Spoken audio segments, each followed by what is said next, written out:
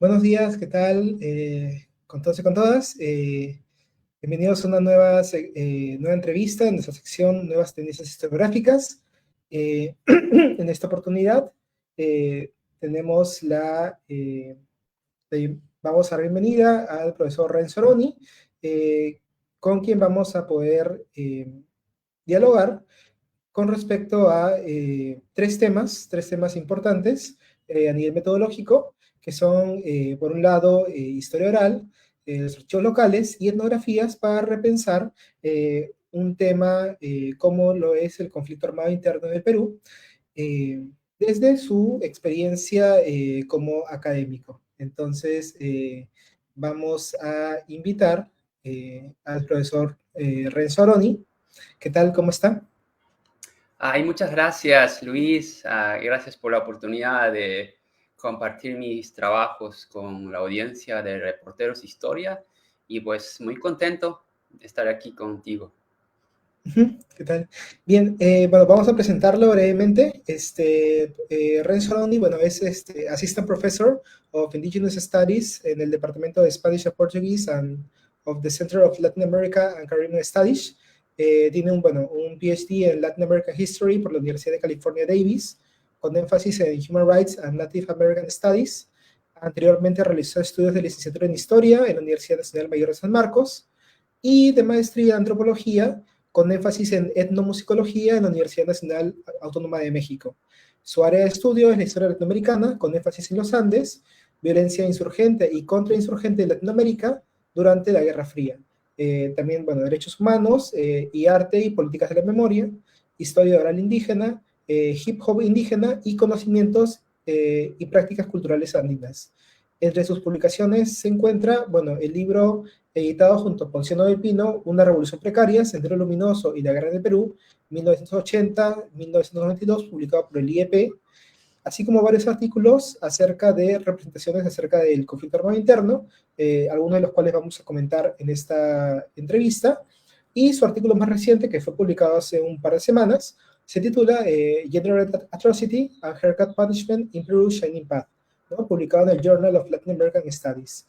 Entonces, bueno, me gustaría comenzar preguntándole, bueno, acerca de su trayectoria académica, ¿no? Hace un rato mencionábamos que usted, bueno, viene de historia en San Marcos, se fue a hacer una maestría en antropología en México y luego volvió a hacer el doctorado en historia. Entonces, ¿por qué decidió hacer este ida y vuelta en antropología, en historia? ¿Y qué le aportó cada una de esas experiencias en el extranjero a nivel, digamos, de metodología, enfoques y, bueno, estancias, ¿no? En realidades tan distintas a la peruana. Sí, muchas gracias por la pregunta.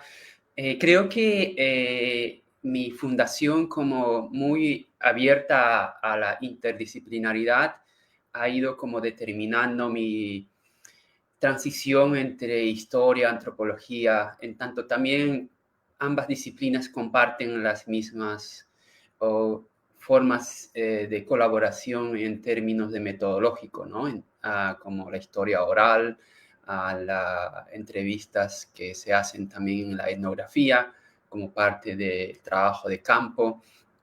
Y claro, la historia oral puede ser también una metodología, un subcampo de la historia que trata de abordar contextos más recientes también, que trabaja, colabora con actores que todavía están en vida, ¿no?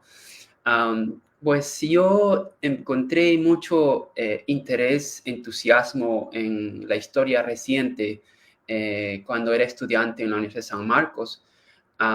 Y estaba tan preocupado por comprender lo que había ocurrido en Perú durante los años 80 y 90, que era un periodo muy trágico que impactó también mi propia formación como persona, como académico, dado que he vivido esa experiencia trágica en Ayacucho, en el epicentro mismo de este periodo.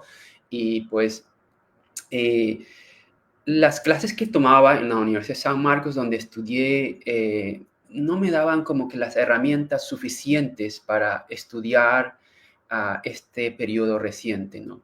Um, Entonces empecé a asistir a cursos de antropología como oyente y recuerdo que tomé clases con Carlos Iván de Gregori como oyente y eso me ha ido como que abriendo curiosidad intelectual, académica, de cómo puedo trabajar, ¿no?, con gente que está vivo, ¿no? Como aquellas personas que habían vivido, habían sido testigos de eventos traumáticos durante los años 80 y 90, y sobre todo en Ayacucho, que era la región de donde yo venía y donde la gran parte de los afectados por el conflicto eran poblaciones quechohablantes, indígenas, campesinos, rurales, pobres, de acuerdo al informe final de la Comisión de la Verdad. Entonces eso tuvo un enorme impacto en mí y por eso es que yo empecé como por mi cuenta, a hacer lecturas, ¿no? Y sobre todo lecturas sobre historia oral, historia reciente, tiempo presente, y, y no entraba mucho esa literatura desde la historia como disciplina, sino desde otras áreas de la antropología, por ejemplo. Y entonces, pero a la vez también poco a poco, a través de Carlos Iván de Gregori, que iba abriendo la oportunidad de estudiar estos temas y que los estudiantes se dediquen a escribir sus tesis de licenciatura, eso me ayudó mucho como también participar en esos esfuerzos no colectivos entre estudiantes y profesores para formar un grupo que yo fui parte en ese entonces de mi formación universitaria, el taller de estudios Yuyachkani, para recordar, ¿no? Entonces, ahí participamos varios jóvenes, estudiantes, y coorganizamos con la iniciativa de Carlos Iván de Gregori y el Instituto de Estudios Peruanos, la Cátedra John Murra, que así se llamó. Era un conjunto de series de eventos con invitados que eran peruanos o peruanistas que estaban trabajando el conflicto armado desde pues, su formación en ese entonces doctoral, ¿no? Haciendo tesis de doctorado, ¿no? Por ejemplo, a Olga González, Ponciano del Pino, y así varios que iban volviendo a Perú para continuar con su trabajo de campo, iban trayendo estas nuevas metodologías, nuevas preguntas, nuevas fuentes para entender esta historia reciente, ¿no? Entonces, eso me ayudó como a conectarme mucho, ¿no?, con la antropología, la etnografía, la historia oral, y de alguna manera también seguí, ¿no?, el legado de Carlos Iván de Gregori y también de Ponciano del Pino, quienes de alguna manera me influyeron enormemente, ¿no? Puedo reconocer a otros colegas y mis profesores en San Marcos, ¿no?, que también contribuyeron en mí, más en una formación tal vez estándar, ¿no?, tradicional de la historia, con sus métodos más rígidos, ¿no?, en torno a las fuentes escritas y cómo tratar las fuentes escritas, ¿no?, que es un componente importante de nuestra formación como historiadores.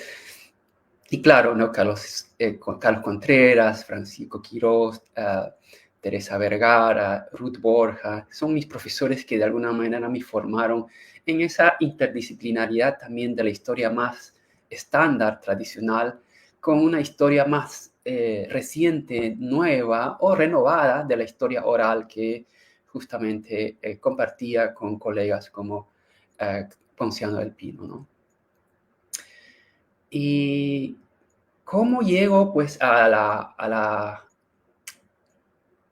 maestría, al doctorado, pues son oportunidades que tuve en su momento, y gracias también en parte a Carlos Iván de Gregori, quien me formó también como su asistente, ¿no?, en el Instituto de Estudios Peruanos, y donde aprendí muchísimo, ¿no?, para dedicarme a continuar estudiando este periodo de nuestra historia trágica, que decidí como en un contexto en que trabajaba ya más profundamente con el equipo peruano de antropología forense, que buscaba personas desaparecidos para ayudar a recuperar los restos, que muchos estaban en fosas comunes, y para a devolver o retornar a sus seres queridos y puedan hacer un entierro digno, ¿no? Pues yo trabajé como 3 años después de graduarme de San Marcos, y ese trabajo también me conmovió muchísimo, porque tuve que recorrer varias comunidades de Ayacucho y haciendo investigaciones de casos de desaparecidos masivas y masacres, y pues eso impactó enormemente a mí como historiador, como investigador, pero también como ciudadano, como humanista, que ha vivido también ese periodo, y pues me dejó uh, con un efecto fuerte emocionalmente, que desarrollé un estrés postraumático y que me ha ido acompañando pues hasta ahora. Y era un momento en que requería tomar distancia temática, distancia física, ¿no? De todo este trabajo, el espacio mismo. Así es que conseguí obtener una beca de la Fundación Ford para estudiar una maestría en la UNAM de México, que es como empecé mi trayectoria al posgrado, y que luego me llevó al doctorado, ¿no? En Historia de América Latina en la Universidad de California Davis, donde trabajé con Charles Walker y Sola Mendoza, quienes son mis mentores, ¿no? Historiador y antropóloga, y me han formado realmente integralmente, ¿no? En esa dinámica, ¿no? De la historia y la antropología como una disciplina que colabora ya pues desde sus orígenes, ¿no? Entonces, soy resultado de esa trayectoria y múltiples formas de idiosincrasias académicas, ¿no? Tanto en Perú como en México, como en Norteamérica. Y pues siempre estoy tan agradecido, ¿no? Que con mis mentores, colegas, que me han inspirado, me han influido también a desarrollar estas diversas temáticas y trayectorias y pues, investigaciones que he venido haciendo en una perspectiva más amplia, integral, compleja, siempre mirando más allá de la historia como disciplinas que se centra muchas veces en una historia clásica de producir la historia, escribe la historia con documentos históricos, ¿no? Archivos históricos, y también como la historia como una disciplina muy que viene de las influencias más eurocéntrica, con un tiempo muy lineal, progresista, ¿no? Eso siempre me ha tomado mucha atención cuando hay otras sociedades que conciben el tiempo, la historia en una dinámica más cíclica, ¿no? Y no lineal. Y podemos hablar más sobre eso, ¿no? Pero, y también, y con esto puedo ir cerrando la primera pregunta, es que siempre me ha cuestionado mucho esto de la objetividad también. Y, y creo que los historiadores, como actores de nuestro contexto, también llevamos nuestra propia subjetividad, uh, y está siempre presente. Somos seres humanos y está presente en nuestros propios compromisos, nuestras emociones, contemplaciones, y claro, sabemos la manejar en tanto mantenemos nuestro rigor académico, metodológico, ¿no? De trabajo serio, que balancean, ¿no? Nuestras contemplaciones, posicionalidades, ¿no? Dentro de un estudio de campo como una historia reciente, historia del tiempo presente, y también a través de estudios de la memoria, ¿no? Que tiene toda una metodología muy interdisciplinaria para entender, ¿no? Cómo opera la memoria, cómo funciona la memoria a través del tiempo, ¿no? Justamente usted mencionaba Claro, este tema de la memoria y cómo ha sido, digamos, trabajada también, bueno, recientemente, bueno, principalmente eh, bueno, desde las áreas de estudio que usted ha estado estudiando, ¿no? Como mencionamos en su presentación, el énfasis que usted, bueno, el énfasis de de su maestría ha sido en etnomusicología, su tesis de maestría ha sido un poco sobre el tema de la música, que un poco usted lo ha desarrollado en un par de trabajos, y en realidad, a diferencia, digamos, de lo que usualmente se estudia a nivel de memoria, que es un poco eh, arte, instituciones memoriales, eh, usted, usted se ha enfocado básicamente en teatro, música, como Mm, otras instancias desde las cuales también se puede explorar la memoria, ¿no? Lugares de memoria, instancias de demanda de justicia. Eh, ¿Cómo así decidió observar y analizar críticamente estas representaciones, estas manifestaciones culturales desde mm. los estudios de memoria? ¿Y Sí, qué potencialidades o ventajas considera que permite ese tipo de aproximaciones frente a otras, ¿no? Que ya se han estado estudiando? claro. Sí, muy, muy interesante pregunta.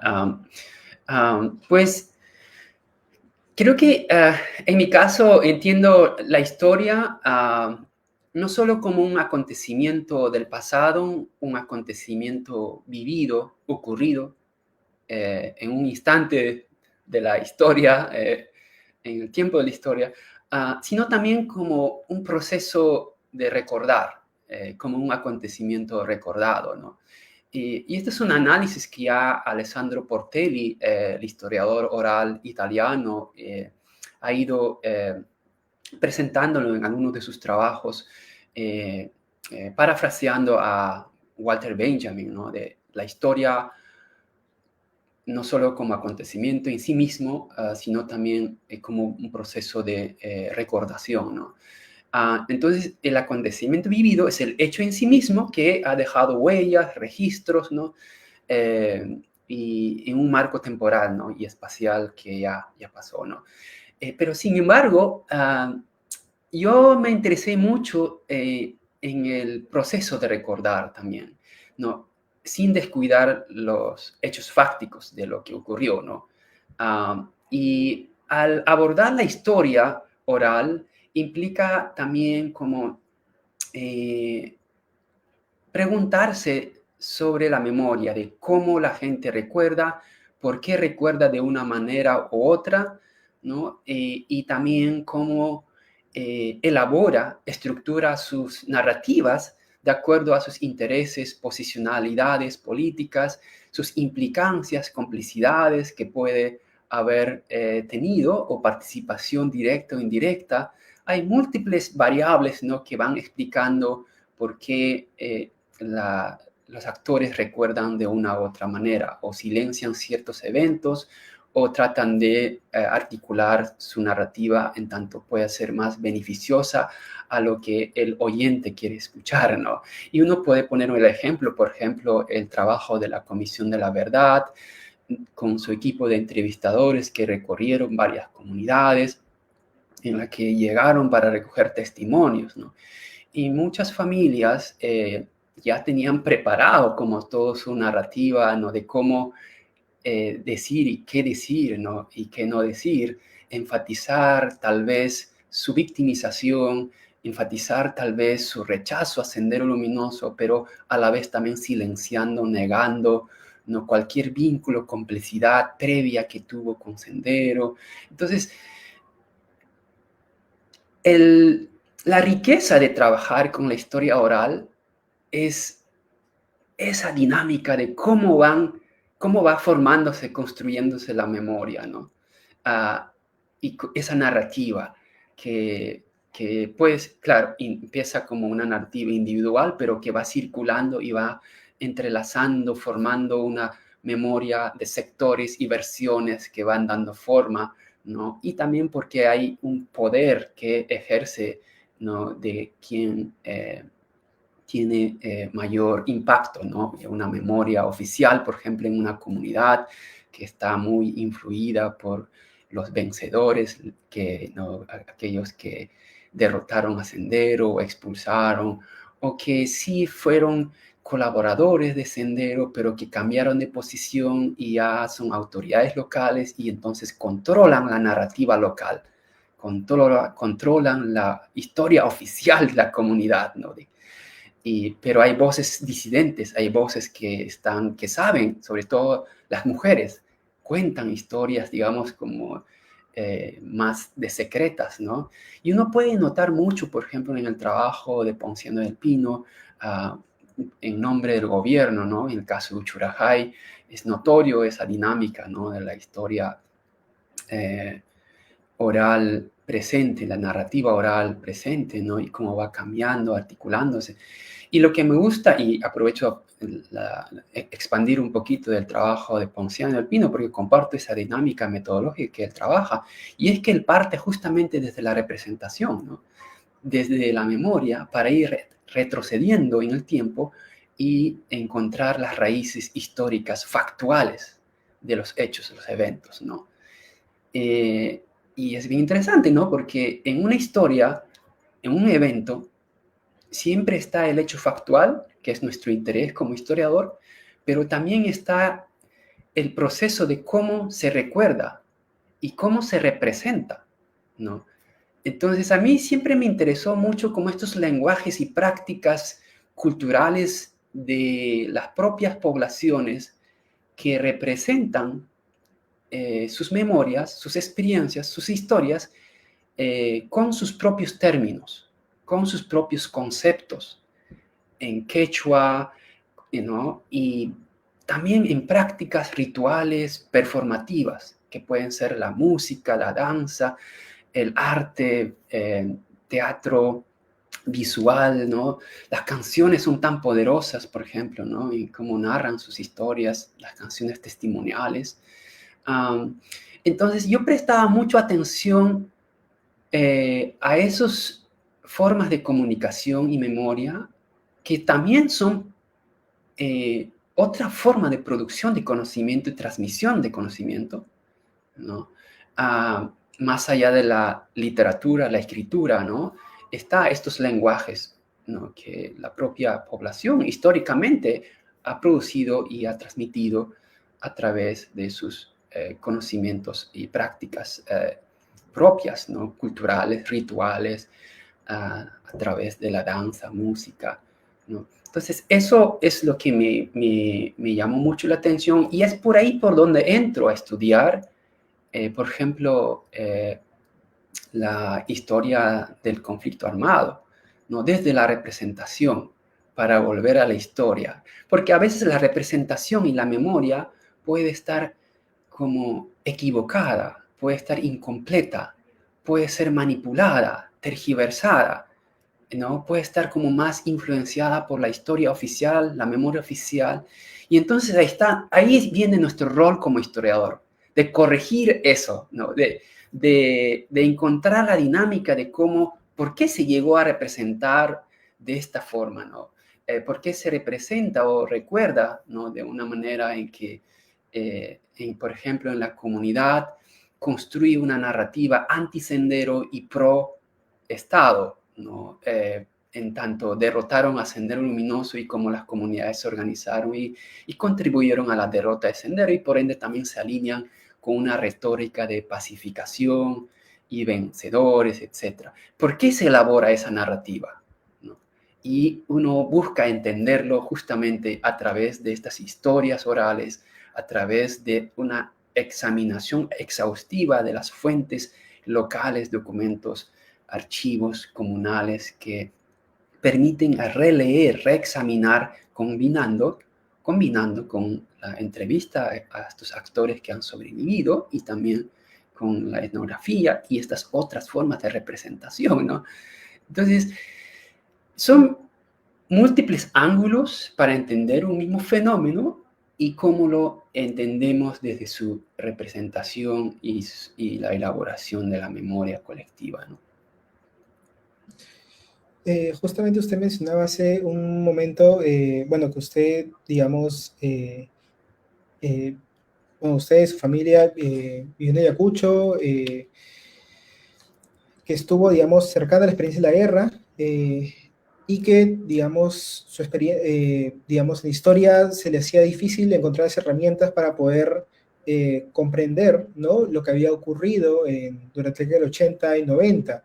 Y claro, desde la antropología, o la antropología, digamos, más tradicional, se solía tener una cierta sospecha, ¿no?, acerca de esta idea del antropólogo, del etnógrafo, que se ponía a examinar su propia comunidad, ¿no? Esta idea de la autoetnografía, cosa que hoy en día, pues ya, digamos, está más superado, Mm, ¿no?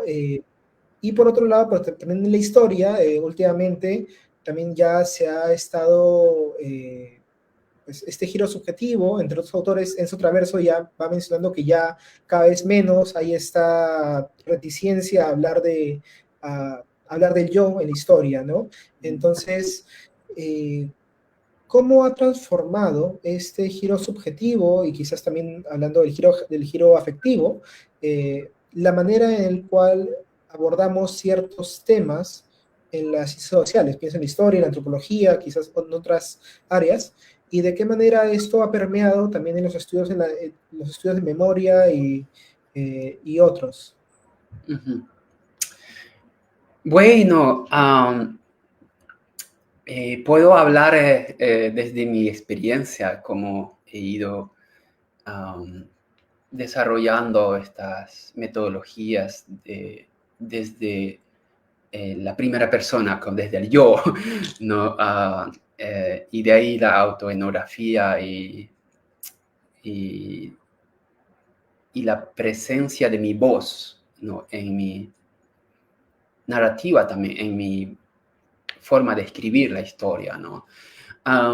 Pues partiría de cómo los historiadores, como decía al comienzo, somos producto de nuestro propio contexto, somos resultado de nuestras propias experiencias también, y cómo esas experiencias nos preocupan y nos van modulando a nuestro interés temático, académico, intelectual, ¿no?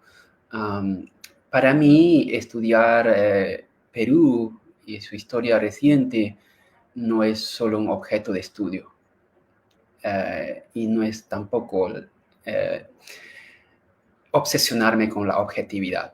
Para mí es como una permanente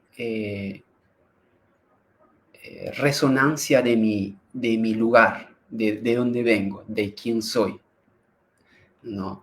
En la academia, en la formación universitaria, siempre nos forman de manera distante, ¿no?, de nuestras historias más personales, subjetivas, de dónde venimos.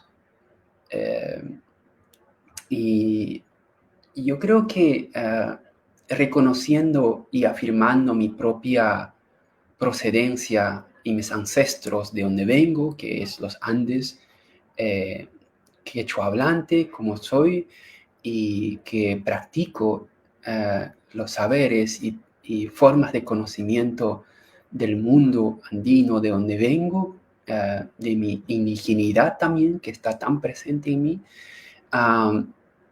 Eso ha ido como abriéndome críticamente de acceso a literaturas como los estudios indígenas, los estudios de memoria, la historia oral, la autoetnografía, etnografía en archivos, que me permitió que todas estas fuentes, todos estos actores, son sujetos tan vivientes. El mismo archivo, por ejemplo, es un espacio tan viviente para mí. ¿En qué sentido? Por ejemplo, yo trabajé en el archivo de la Comisión de la Verdad, que está en la Defensoría del Pueblo. Se llama Centro de Información para la Memoria Colectiva y los Derechos Humanos, y ahí se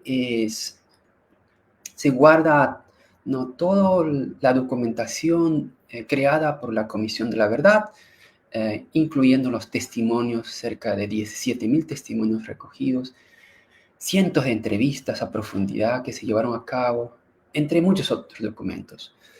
2 años trabajando, organizando ese archivo junto con mi colega Karina Fernández, bajo la dirección de la profesora Ruth Borja, entre el 2006 y 2007, me ayudó como a entender que esos archivos, que esa documentación es como una fuente, un recurso tan viviente, está tan vivo para mí.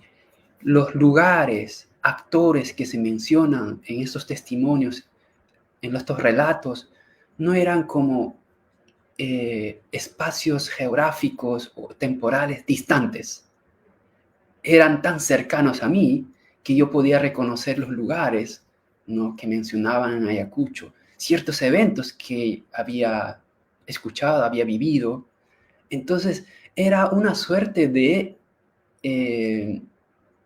mi lugar, mi presencia, ¿no?, en esta historia, y que al momento de escribir no podía escapar de mi propia subjetividad, de mi propia posicionalidad, ¿no? Pero a la vez también tenía una formación, iba formándome académicamente en estas múltiples disciplinas que trabajan justamente, ¿no?, estos temas tan sensibles en nuestro pasado reciente, y iba balanceando, ¿no?, cómo trabajar estos archivos, por ejemplo, haciendo una autoetnografía, ¿no? Haciendo visible mi voz, ¿no?, que me permite ser honesto conmigo mismo y honesto también con mis lectores y con la disciplina académica, ¿no? Afirmando quién soy, de dónde soy, ¿no? Porque también interviene mi propia compromiso con las poblaciones de donde yo vengo. Cuando yo hice mi trabajo de campo en la comunidad de Huamanquiquia, hacia el final de mi trabajo de campo, varias viudas que perdieron a sus seres queridos me decían: gracias por venir a mi comunidad, gracias por haber llegado, así eres el primer profesional que ha llegado para escribir esa historia. Escríbalo pues con todo lo que ha ocurrido, con la verdad que has recogido aquí, ¿no? Y es interesante porque ese encargo, que así lo llamo yo, es una responsabilidad para mí, de poder compilar su historia de esta comunidad y sus actores, y que pueda regresar, ¿no? No solo a ser visible para la sociedad, la nación, sino también que el resultado regrese, ¿no? Y ese es mi objetivo, ¿no? Que busco de alguna manera también esta historia que compilo, ¿no?, en múltiples formas de narrativas y producciones historiográficas para que pueda retornar, ¿no? Y algo más que quería compartir era que estas historias locales nos permiten además ver una perspectiva diferente de una narrativa nacional, ¿no? Es una historia que nos ayuda a pensar desde sus dinámicas locales, ¿no?, cómo los actores locales, campesinos, indígenas, quechohablantes, ¿no?, han enfrentado este periodo tan conflictivo, ¿no? Y yo no descuido, digamos, de mi lugar, de donde vengo. Y pienso que como historiador, para mí, y con esto voy terminando, como historiador para mí es, de alguna manera, también reescribir la historia, porque la historia está tan contaminada desde una perspectiva de élites y colonial, ¿no? Entonces, pienso que la historia, y sobre todo la historia oral con la que trabajo, y como me considero historiador oral, buscamos empoderar con las poblaciones con las que trabajamos, colaboramos. No solo son para mí sujetos de estudio, que voy a explotar sus narrativas, sus historias para beneficiarme, ¿no? Es un compromiso para empoderar a ellos también, que puedan ejercer su propia agencia de escribir su historia, ¿no? Y lo vienen haciendo en esos registros, por ejemplo, que hacen en los acuerdos, actas comunales, libros de actas, por ejemplo, ¿no? Es una manera en que están escribiendo su historia, como una historia obviamente oficial, que puede ser complicado para estudiar, entenderlo, pero a la vez también pienso que hay esfuerzos de poder escribir la historia desde lenguajes diferentes, ¿no? En que los propios actores, sus hijos, que ahora muchos van a la universidad y siguen oportunidades, ¿no? de educarse y ser profesionales y representar a sus comunidades, a sus familias y contribuir, ¿no? a, a una narrativa diferente de la historia, ¿no? Desde sus perspectivas. Y ahí está, por ejemplo, ¿no? Los activistas, músicos que hacen hip hop, por ejemplo, están los que hacen podcast, están los profesores rurales que tienen ahí sus canales de YouTube donde enseñan formas alternativas de historia de sus comunidades, ¿no? Es otra manera de producir y transmitir sus historias, que lo han hecho siempre históricamente a través de lenguajes orales, ¿no? A través de prácticas culturales, performativas, ¿no? Que lo vemos muchas veces como tradiciones, ¿no? Y que no son parte de la historia, ¿no? Las tradiciones también son otra forma de producir, transmitir conocimiento, y son historias orales, porque dan sentido y lógica a quienes la producen y se identifican con ellas, ¿no? No son simples folclorizaciones, ¿no? O mitos o leyendas. Tienen lógica, tienen una estructura de sentido, ¿no? Para las poblaciones. Y yo no soy el primero que lo dice eso. Hay historiadores, por ejemplo, como del taller de historia oral andina en Bolivia, con la TOA. Hay historiadores maori, por ejemplo, de Nueva Zelanda, que son historiadores orales que escriben la historia desde la perspectiva de sus comunidades, desde la perspectiva indígena, desde la perspectiva de las comunidades minorizadas, ¿no? Minoritizadas tal vez, ¿no? Porque no solo son poblaciones minorías, sino que son minoritizadas porque ha habido históricamente políticas, ¿no? de cooptación, políticas de borramiento, ¿no? De eliminación de las poblaciones nativas indígenas y sus historias, ¿no? Y vemos constantemente eso, ¿no? Cómo se mata a la gente, a sus líderes indígenas, andinas, amazónicos, y cómo ellos también matan su cultura, su lengua, su territorio, etcétera, ¿no? La historia es mucho más compleja si lo entendemos desde estas perspectivas alternativas, más allá de una tradición canon de la historia oficial, de la historia tradicional, ¿no? Que nos obsesionamos y lo glorificamos, ¿no? La forma de escribir la historia solo en base a documentos, ¿no? Entonces, creo que esa es un poco mi perspectiva de cómo entiendo, ¿no? la historia y cómo pues trabajo, ¿no? Entre esta relación de historia y memoria y también desde estos múltiples enfoques metodológicos. Sí, la verdad que me parece muy interesante porque, claro, o sea, justamente ahí también está esta relación también con los archivos locales, ¿no? Esta idea no solamente de, digamos, encontrar el documento, sino como usted dice, esta instancia de devolución, ¿no? Para no quedarse solamente en esta lógica extractivista, ¿no?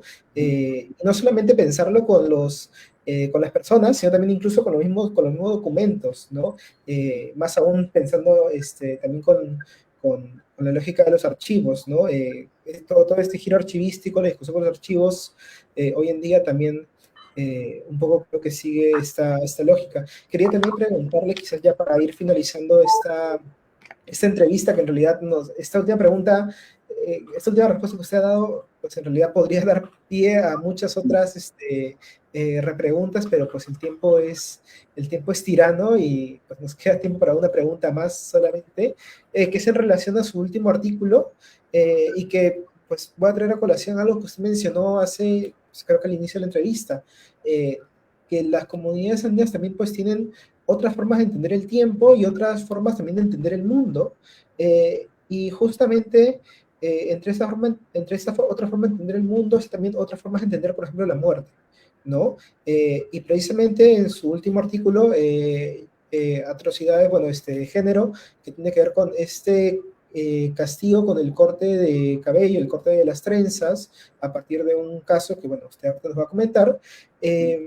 Usted, bueno, hace unas entrevistas a ex-senderistas que, bueno, salen de prisión, ex-senderistas de mando medios bajos, buscando, pues, comprender las razones de sus acciones, más Mm. que empatizar con su causa, ¿no? Entonces, ¿podría comentarnos un poco acerca del artículo y Mm. quizás hacernos una mención acerca de, bueno, cómo realizó esas entrevistas, quizás algunos anticipos, algunas dificultades, algunos hallazgos? Y finalmente, bueno, ¿en qué medida aportan estos testimonios, esas entrevistas de mandos medios bajos hacia una comprensión más completa, más compleja del conflicto armado interno? Ay, muchísimas gracias por la pregunta y por leer el artículo, que ha tomado un par de años para que pueda salir. Y para mí ha sido un ejercicio realmente interesante de cómo escribir en una lengua en inglés y publicar en una revista prestigiosa académica. Me ha tomado mucho tiempo. Y es como a veces difícil entrar a la academia anglosajona con un trabajo así original, ¿no? Toma tiempo y pues para mí ha sido un largo proceso y aprendí muchísimo. Y creo que lo que en este artículo de alguna manera condenso todo un resultado de trabajo casi una década, ¿no? De eh, eh, trabajar con entrevistas a sobrevivientes del conflicto, pero también actores armados como de la guerrilla, ¿no? De Sendero Luminoso. Y cuando hacías énfasis a los actores de bajos rangos, y esa era mi preocupación, porque quería como tomar mucha distancia, ¿no? De las retóricas y de la línea del partido de Sendero, ¿no? De los discursos de los líderes de Sendero, que anteponen sus justificaciones sobre su terrorismo y sus acciones brutales contra las poblaciones campesinas, indígenas, quechohablantes. Yo quería tomar distancia de esas narrativas y traer a colación una perspectiva más de experiencia directa que puedan compartir los que eran combatientes de Sendero, ¿no? Aquellos que eran reclutas, de aquellos que se vincularon desde bajos rangos. Entonces, mi trabajo combina un poco de esa narrativa, ¿no? Que cuestiona desde abajo las retóricas o principios partidarios de Sendero Luminoso. Y vamos a notar mucho en este artículo cómo tensiones internas dentro del movimiento mismo, entre cuadros bajos y medios, que a la vez llevan a otras contradicciones que tienen que ver con los principios maoístas, ¿no? Aquellos más ideológicamente preparados, con prácticas más pragmáticas, humanas, ¿no? Locales, andinas, de los combatientes que van a ir como balanceando, ¿no? En sus acciones. Y eso es notorio en este incidente que estudió una masacre de 18 campesinos y el corte de cabello de las trenzas de las mujeres, ¿no? Interviene esas tensiones, es notorio esas tensiones, ¿no? Y lo que nos ilustra entonces este incidente, este caso, es cómo lo que vemos a un nivel nacional sobre Sendero Luminoso y su legado, tan maniquea, ¿no? Las narrativas en torno al uso y abuso del legado de Sendero Luminoso que alimenta toda esta retórica sin argumento del terruqueo, nos permite posicionarnos entre blanco y negro, ¿no? Como en una relación casi dicotómica, ¿no? Y a la vez también en una perspectiva bastante binaria, ¿no? Entre aquellos que estamos más defendiendo los derechos humanos, la narrativa de la Comisión de la Verdad y su informe final, y aquellos, digamos, que defienden toda esta retórica del terrorismo único de Sendero Luminoso y negando los crímenes a los derechos humanos. Esa visión binaria no nos ayuda a comprender las dinámicas locales, no nos ayuda a entender que dentro de ese movimiento de Sendero Luminoso, incluso dentro de las Fuerzas Armadas, hay actores de bajos rangos que nos relatan historias muy diferentes, contradictorias incluso a estas narrativas oficiales nacionales, ¿no? Binarias, dicotómicas. Y esa es la voz que creo que necesitamos escuchar, ¿no? Desde una perspectiva más humana, más plural, diversa y abierto a construir argumentos, ¿no? Que nos ayude, digamos, a entender de manera más honesta lo que ha ocurrido, ¿no? Y ese es el gran trabajo, creo, de los jóvenes estudiantes que vienen haciendo sus tesis de licenciatura, maestría, ¿no? Y pues eso ha sido mi contribución con este artículo. El relato, la historia es mucho más compleja, trágica, impactante, ¿no? Con todos los detalles que muestra, ¿no? Este trabajo y sobre todo que traigo, ¿no? Esta perspectiva también, como tú lo has mencionado, de la cosmovisión andina, ¿no? Lo que significa el, el corte de cabello en el mundo andino, ¿no? No solo una práctica de humillación o de castigo corporal, de mutilación del cuerpo, sino también tiene un impacto simbólico, cultural y de género, ¿no? En la forma de vida de las poblaciones indígenas quechohablantes, ¿no? Y el sentido y la concepción de la muerte, ¿no? En el mundo andino. Entonces, eso es a grandes rasgos realmente lo que ofrezco en este artículo y pues que es un capítulo de mi manuscrito del libro que estoy ahora preparando sobre las resistencias campesinas indígenas contra Sendero Luminoso, ¿no? En Ayacucho. Bien, bueno, ahí abajo, acá abajo del video se encuentra el título del artículo del cual justamente estábamos mencionando, Gender Atrocity and Heritage Punishment in Peruvian Path, publicado en el Journal of Latin American Studies. Está en acceso abierto por si el público desea revisarlo. En todo caso, igual cualquier cosa pueden escribir al autor y seguramente ahí también seguramente les puede dar acceso al documento y o conversar con él. Unas últimas palabras quizás para nuestro público, doctor Aroni. Bueno, muchas gracias. Sí, solamente adicionar que el artículo también lo acabo de subir a academia.com, entonces se puede descargar también de mi cuenta de academia.com. Entonces, está libre, pues encantado con recibir sus comentarios, reacciones y conversar al respecto. Y pues tal vez una sugerencia, ¿no? A los estudiantes y la función de nosotros como historiadores y lo que nos preocupa es justamente nuestros estudiantes. Como educadores pensamos mucho en nuestros estudiantes y eso es como mi motivación. Para mí, haber pasado, por ejemplo, enseñando 1 año y medio en la Universidad Católica, en los estudios generales, con mis estudiantes, realmente aprendí mucho con sus preguntas, comentarios. Y la gran ventaja es que los jóvenes tienen muchas curiosidades. Más allá de que hay toda esta influencia digital con los celulares, que está tan pendiente, pero pienso que hay mucha curiosidad detrás y yo creo que ahí es como darles todas estas múltiples formas, digamos, de acercarse a entender su pasado con estos lenguajes, ¿no? Orales, lenguajes visuales, audiovisuales, performativas, ¿no? Una manera más atractiva de llevarlos a entender, acercarse a la historia fáctica. Porque a veces los historiadores nos escribimos en un lenguaje demasiado abstracta que para nuestros círculos, ¿no? Y no pensamos en una historia pública, ¿no? En una historia mucho más que trascienda nuestros círculos académicos y que nos lean, que luego nos quejamos, no nos leen, ¿no? Entonces, es importante como ver estas otras aristas, ¿no? De cómo se representa los acontecimientos históricos y cómo se recuerda. Y desde ahí se puede abarcar, estudiar también, acercarse, ¿no?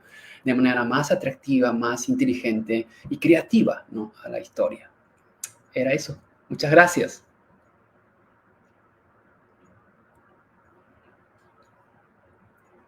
Muchísimas gracias, doctor Oni. Muchísimas gracias a nuestro público. Estén atentos porque en un momento vamos a subir una publicación de la cual espero que muchos estén ahí interesados. Y bueno, estaremos pronto comunicando también una próxima entrevista a uno de los autores que hemos reseñado también recientemente. Y bueno, estén al tanto también de las novedades que se vienen en el reportero de la historia. Hasta luego, nos vemos. Luego. Hasta luego.